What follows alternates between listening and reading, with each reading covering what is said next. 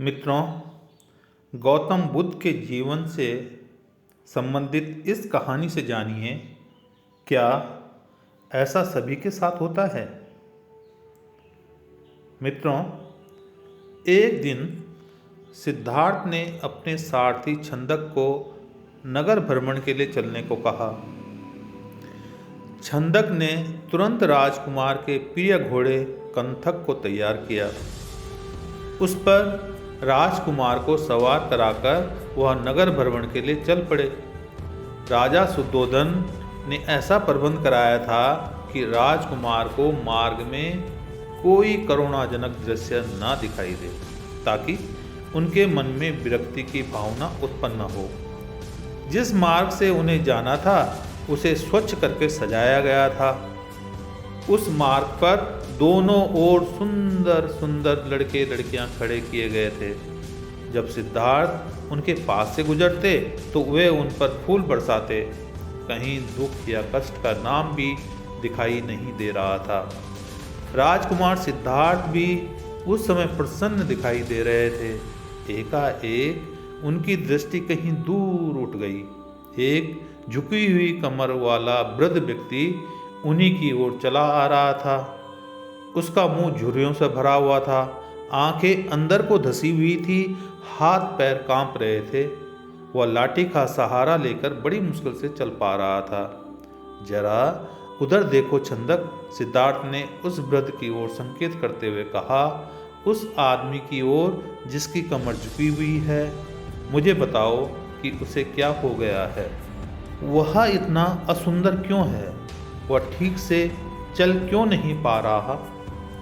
राजकुमार छंदक ने उत्तर दिया, वह व्यक्ति बूढ़ा हो गया है, उसकी आयु अधिक हो गई है।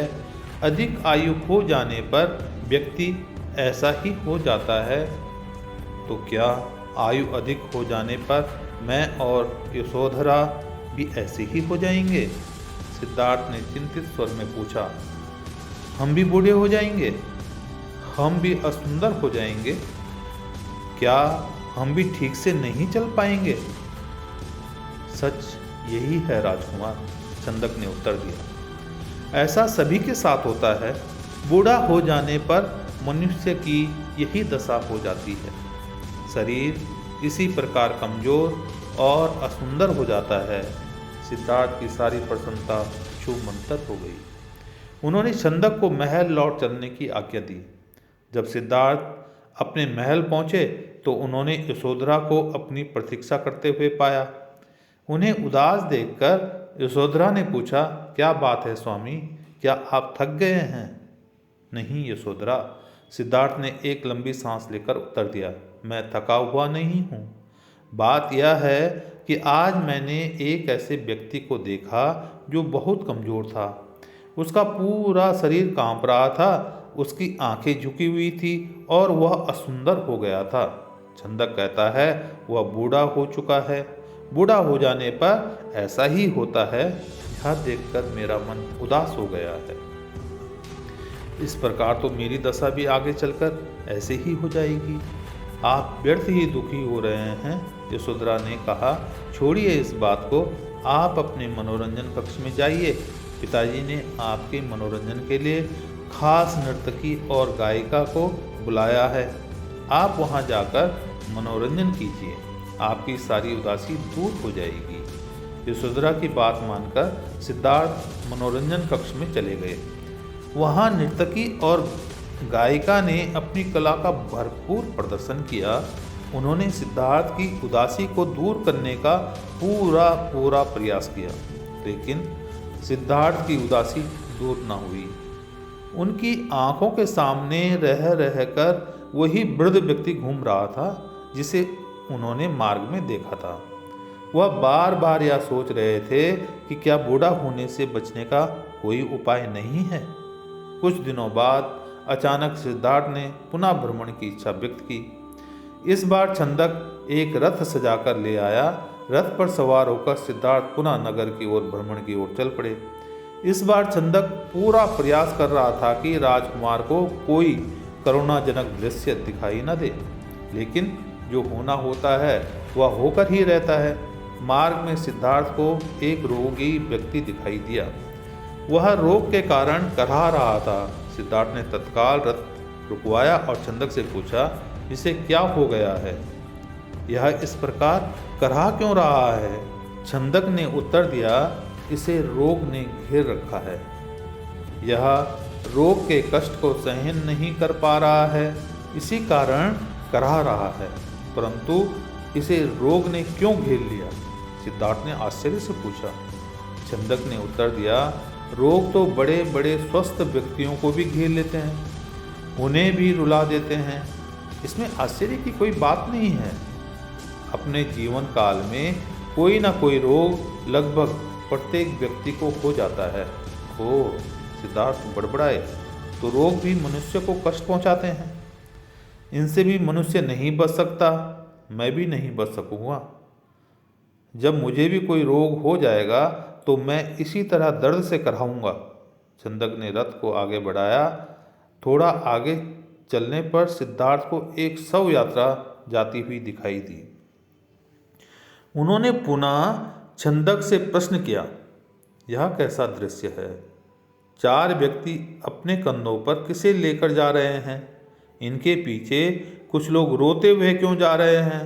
राजकुमार ने पूछा। छंदक ने उत्तर दिया, यह व्यक्ति मर गया है।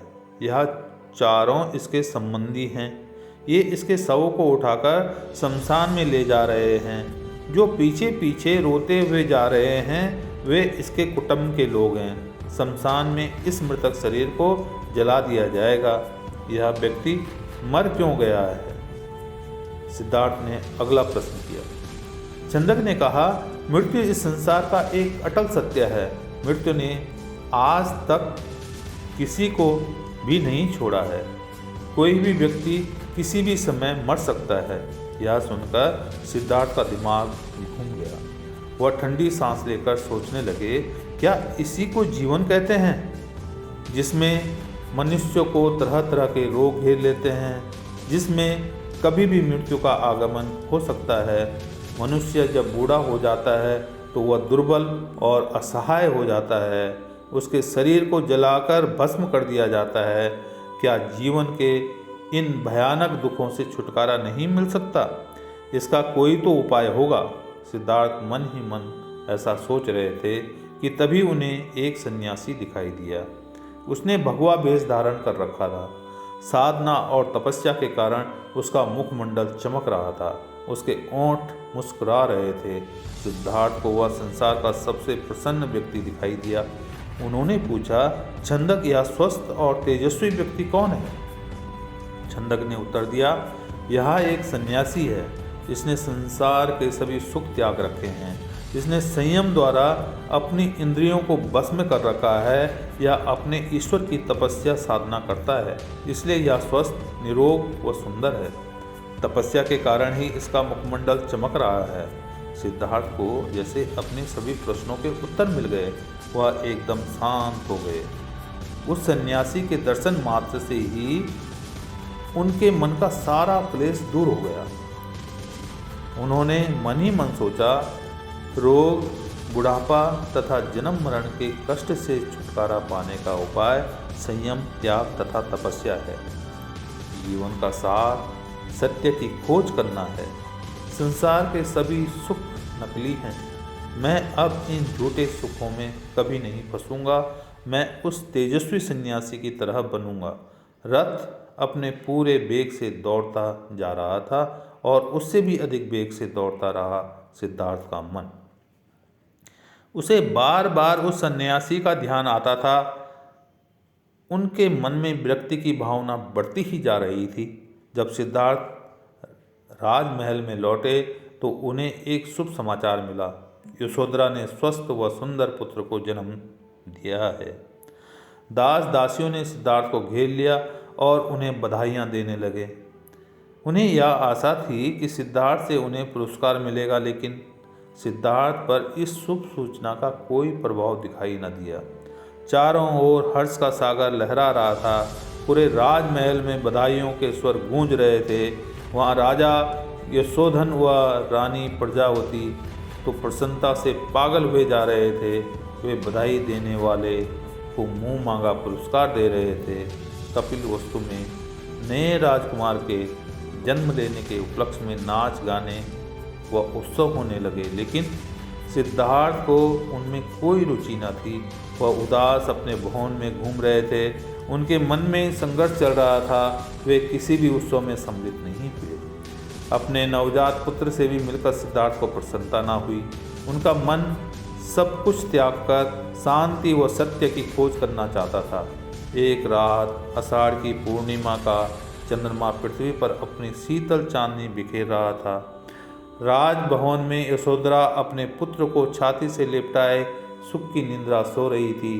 दासियां भी अपना कार्य समाप्त करके गहरी निद्रा का आनंद ले रही थी। सिद्धार्थ अपने बिस्तर से एकाएक उठ खड़े हुए और भवन से बाहर चले गए। भवन से बाहर निकलकर वह सहसा ठिठके। उनके मन में एक बार यशोधरा व राहुल को देखने की इच्छा उत्पन्न हुई।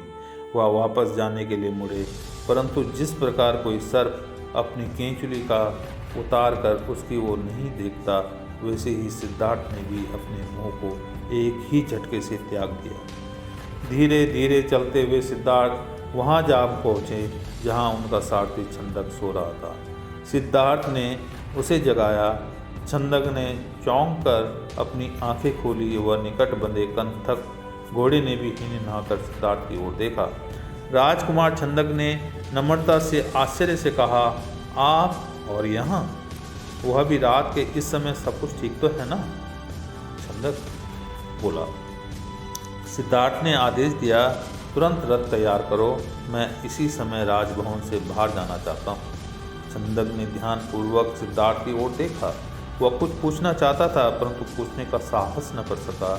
रथ को तैयार करके वह सिद्धार्थ के निकट ले आया। सिद्धार्थ रथ पर सवार हुए तथा छंदक को नगर से बाहर वन की ओर चलने के लिए कहा। चारों ओर गहरा अंधकार था। वहाँ सन्नाटा छाया हुआ था। जंगली जीव जंतुओं की आवाज़ें कभी कभी सन्नाटे को भंग कर देती थी। वातावरण बहुत डरावना हो जाता था। घने जंगल के निकट सिद्धार्थ ने छंदक को रथ रोकने का आदेश दिया। रथ रुकते ही सिद्धार्थ नीचे उतर आए। सामने ही यमुना नदी अपने पूरे वेग से बह रही थी। उस समय वे अनुप्रिया नामक स्थान के निकट खड़े थे। सिद्धार्थ ने अपनी राशि वेशभूषा उतार दी। साथ ही उन्होंने एक एक करके अपने आभूषण भी उतार दिए। अपने वस्त्र व आभूषण उन्होंने छंदक को दे दिए तथा लौट जाने का आदेश दिया। छंदक सिद्धार्थ के पैरों में गिरकर फूट फूट कर रोने लगा। वह हाथ जोड़कर कहने लगा, यह आप क्या कर रहे हैं राजकुमार? जब आपके माताजी व पिताजी को आपके सन्यासी बन जाने की बात का पता चलेगा तो उन पर दुखों का पहाड़ टूट पड़ेगा। रानी यशोधरा पर क्या बीती? आप अपना निर्णय बदल लीजिए, मेरे साथ राजमहल लौट चलिए। नहीं छंदक, सिद्धार्थ ने सुंदर व सुगंधित बालों को काट कर कहा, मैं अब नहीं लौटूंगा। मैंने सोच विचार करके ही यह निर्णय लिया है। मैं सत्य व ज्ञान का मार्ग खोजना चाहता हूँ जिससे मानव शांति पा सके। तुम आंसू पोंछ लो और राजभवन लौट जाओ। छंदक को सिद्धार्थ की आज्ञा का पालन करना पड़ा। उसने सिद्धार्थ के चरण स्पर्श किए, उनके कीमती वस्त्रों व आभूषणों को रथ में रखा और कपिलवस्तु की ओर चल पड़ा। जिस समय छंदक राजभवन में लौटा, सुबह का प्रकाश चारों ओर फैल चुका था। राजा सुधोधन बाग में भ्रमण कर रहे थे। जब उन्होंने सिद्धार्थ का खाली रथ देखा तो उनके माथे पर बल पड़ गए। उन्होंने क्रोध से छंदक की ओर देखा और पूछा, तुम बिना बताए सिद्धार्थ को कहाँ ले गए थे? वह इस समय कहाँ है? छंदक ने रोते हुए पूरी बात बता दी। फिर रथ से सिद्धार्थ के कीमती वस्त्र व आभूषण लाकर उन्हें सौंप दिए। शुद्धोधन उन वस्त्र आभूषणों को छाती से लपटा कर फूट फूट कर रोने लगे। उन्होंने कहा, विद्वान पंडितों व ज्योतिषों की भविष्यवाणी आज सच हो गई। मेरा बेटा संसार के सभी सुखों को ठुकरा कर सन्यासी बनने चला गया। रानी प्रजावती को जब इस बात की सूचना मिली तो वह पछाड़ खाकर गिर पड़ी। जब यशोधरा को पता चला तो वह भी इस बात को सहन न कर सकी। वह विलाप करने लगी, हे स्वामी, तुम बिना कहे ही घर छोड़कर चले गए। मुझसे कम से कम एक बार मिल तो लेते। क्या तुम्हें अपने छोटे से पुत्र का भी ध्यान नहीं आया। कम से कम उससे तो मिलकर जाते। इसके बाद यशोधरा ने भी राशि वेशभूषा उतार फेंकी। केवल सुहाग चिन्हों को छोड़कर उसने सभी आभूषणों का त्याग कर दिया। वह साधारण भोजन करती तथा पृथ्वी पर सोती। उसकी यह दशा देखकर प्रजापति बहुत दुखी होती। वह यशोधरा को छाती से लगाकर रो पड़ती और अपने स्वास्थ्य का ध्यान रखने के लिए कहती, यह तेरे खेलने खाने की आयु है बहू, वे यशोधरा से कहती। परंतु तूने तो सिद्धार्थ की तरह ही संसार के सभी सुख छोड़ दिए। क्या यह ठीक है? इस तरह रहने से क्या तुम बीमार नहीं पड़ जाओगी? तब राहुल की देखभाल कौन करेगा? माताजी यशोधरा उत्तर देती, मेरे पति अब सन्यासी बन चुके हैं। वे पृथ्वी पर शयन करेंगे तथा जंगली फूल फलों का भोजन करेंगे। ऐसे में भला राजभवन में सुख के साथ मैं कैसे रह सकती हूँ? आप कृपया दुखी न हों। राहुल में ही इसके पिताजी की छवि को देखें, इससे आपको शांति मिलेगी। प्रजापति राहुल को छाती से लिपटाकर रो पड़ी। सिद्धार्थ के चले जाने के बाद कपिल वस्तु का हर व्यक्ति उदास हो गया। राजमहल में तो दुख का साम्राज्य ही स्थापित हो गया। ऐसे में केवल नन्हे राहुल की किलकारियां ही राजमहल में गूंजती तथा सबका मन बहलाती। तो मित्रों, आपने सुनी भगवान बुद्ध के बचपन की यह कहानी, जब वे सन्यासी बनने के लिए बिन कुछ कहे घर से निकल पड़े।